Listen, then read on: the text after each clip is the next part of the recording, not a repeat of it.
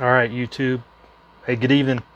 This will be the last after action we do on this before the nightly festivities kick off here for tonight. So hopefully this word will get out and people can learn from the past, right?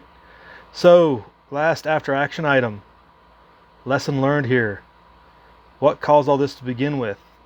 The first shooting took place in the lot that they were defending, where they were interviewed earlier in the evening as well, and there was a whole crew there.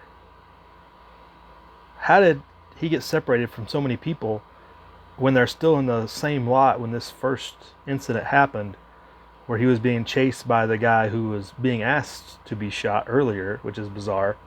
Um, but somehow the most violent, most outspoken individual of the protesters in the area seemed to latch on to him and chase him down to cause the first incident. Where is the rest of the team? Don't get separated from your team. Don't break up two-man integrity would be my advice to all. That's kind of the final lesson learned here. Because if he has got two or more individuals with him, he doesn't have to run at this point. Because he runs from here down the street to go where he believes the police are and the sheriffs are or whatever, to get out of the situation. He's already ran from the guy that's on the ground, taking him out when he was chasing him, it looks like with a pipe. And then he runs down the street where he trips and falls and gets attacked again. But if his team is there with him, none of this probably goes down.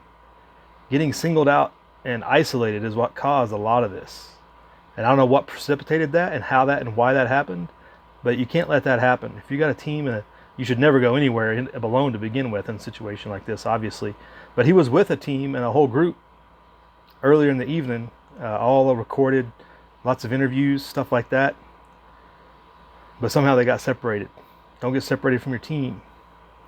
Otherwise, you have to E&E, and E&E is never fun, and that's what he ended up having to do. So that's my final thoughts on this for tonight's festivities kickoff. I don't know what's going to happen. I don't know if they're bringing in. I hear they're bringing in more ground troops. I don't know if they get there in time or not. But it could be more spicy as it goes. So that's my final lessons learned from this. You be good, YouTube. Live free.